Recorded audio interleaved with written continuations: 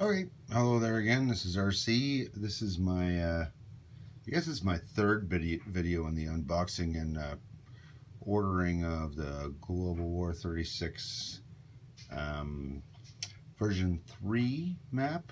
And this is one of the options you can select if you're ordering the map. This would be called the battle board markers.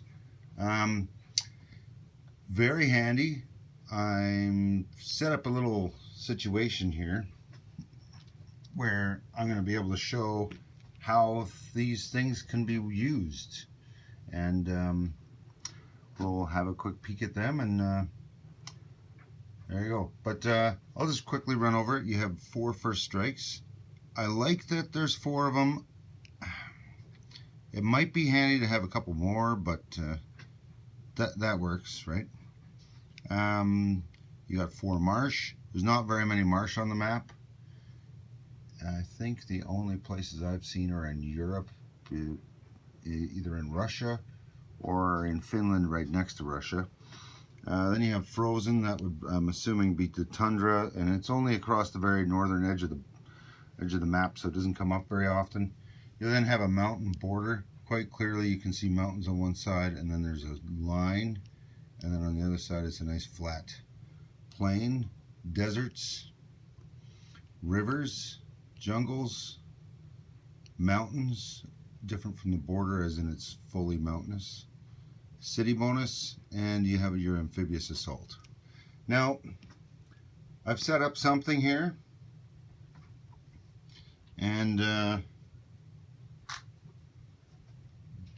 going to use this as an example just because it well illustrates a couple of terrain features and how you could use these markers as well as amphibious assault. So let's say you have an amphibious assault here, 2 transports, 2 marines, an infantry, and an artillery, right?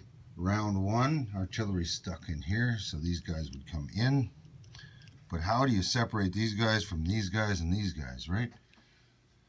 That's where you take these nice fancy amphibious assault markers and you put them on the battle board. I'll show you those in a second here. I'm just going to lay it out and explain what I'm doing here. These guys are all defending. I'm using the French blue as the Yugoslavians here. Now, straight line, roundel to roundel, you cross mountains. There's no rivers. So these are mountain affected units, but no rivers. Right, so I'm going to separate these 3 piles a little bit. This guy's still stuck in the water till round 2. The reason for that is that one won't get first strike on round 2, right? So you kind of need to know that. And then on this side here, roundel to roundel, you are in mountains and you cross a river. So normally you only take 1 bonus or 1 negative or the other. But this mountain infantry here won't be affected by the mountain bonus, so it'll be affected by the river instead. Alright. In round 1 you could say they're affected by river, but the river penalty is the same as a mountain penalty for the most part for these units here, so except for that mountain unit. So as a result, you move over to the battle board here. So we had a river penalty for 1 of these mountain infantry, so it goes down. We had 4 units with a mountain penalty, so that would be this artillery goes down 1. An infantry goes down 1, and 1 of the tanks goes down 1. Right? That's the left side. The mountains don't affect the mountain infantry, so it just stays where it's sitting. Now on the other side, we also have another mountain penalty, or river, either one, and same for this one. So you can either use a couple of rivers. So there's a river penalty for the 1 mountain. There's a river penalty and a mountain penalty for this one. Just going to take the transports out, they don't get affected. let's see, we got a river mountain penalty that also affects this other tank. But you can only take one or the other, right? So for the tank, the negative's the same. This is one round, this is consecutive rounds, so we're just going to remove the river. And same thing with this infantry here. The mountains and the rivers are the same, except for the river's only one turn, or one round of combat, and the mountain will be continuous. So we'll just eliminate that completely. Now, the penalties don't affect anybody on the defense side. There is a first strike on this artillery here. There's a first strike on this artillery up here. But the artillery are pretty obvious that they're first strikes. There's another thing that happens that's also first strike. The ships that are bombarding are having a first strike on this battleship, this battle cruiser. And I'm just going to steal the one from the French artillery down here. So there you have it. Using these battle board markers, you can signify that these are first strikes because they are bombardments. They don't get shot back at. It's a first strike. I haven't found anything in the rules that contradicts the old version 2 rules where that states. These are both in mountains, so they get a -1 attack. So they both move down 1. This also signifies they cannot blitz through mountains, so they're done. Over here, the artillery is in mountains, so it goes down 1. Right? These guys are also in mountains, so they should also move down 1. So I'm just going to move them all down 1. Now, the mountain infantry stays the same, and somebody gets to pair with the artillery, so let's just move the mountain up.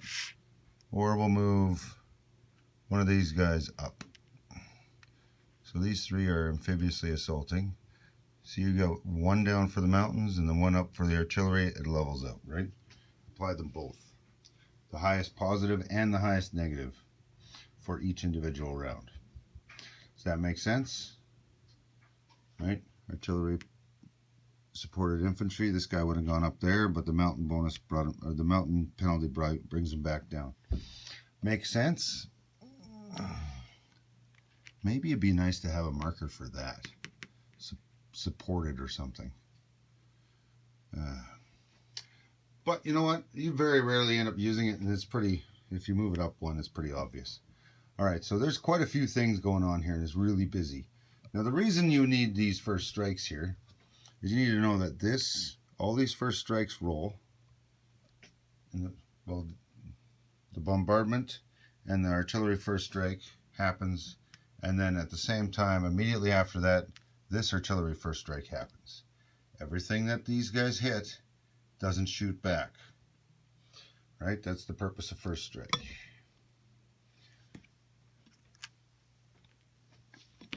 First strike's done, we do that round, right?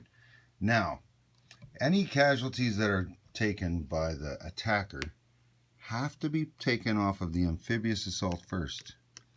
So that means these 3 units have to be the first casualties. So even if you wanted to, unless there's a target select, obviously, right? Which there isn't. But even if you wanted to, you could not eliminate the artillery as a defender. You would have to take the Marine and the two Marines and the infantry out that came off the boats. Right? And then on round 2, so provided it's not done, you'd have this artillery in here. You'd also be affected by mountains, but no longer first strike. And it would have the amphibious assault marker, which means he has to be taken as a casualty first in that round. Right? Does that make sense? That's the whole purpose of these things. Now, if, say, for example, it was jungle terrain, you could throw something, the jungle down, or the desert, or whatever. But this is just a quick example on how these could kind of tidy up the battle board. That way you're not confused on what's going on. I intentionally made it so that it was a 3-pronged attack through mountains, across a river, amphibious assault, all sorts of crap going on all at the same time. Just to show how, it would be handy to have these markers. All right? And that is that. So my recommendation is you don't have to play with these, but you just have to remember which ones are which, right? So when we used to do this before these markers existed, right? You just put everything here and you go, okay, these guys are all affected by mountains. And these three are the amphibious assault guys up here. And everybody else is down here, right? It still works, but it's much clearer if you do this. Right? There you go. And then you know that this one is river, so it's round 1. So round 2, the mountain infantry would bump up because the river only lasts 1 turn. All right. That's the purpose of these things. I really like them. I think they'll make my videos a little bit more simple to understand, if that makes sense. Well, especially when you're in really complicated things like this. So I'm not going to go through the mechanics of how to do all this stuff. I'm just using this as an example to show you how you can use these markers. All right. And for that, I would say I highly recommend this as a pickup. I mean, if you don't want to pick it up right away, you can always pick it up later. But it is handy to get right away with the game, especially if you're new. It'll help you figure out what's going on the battle board. I would recommend picking it up.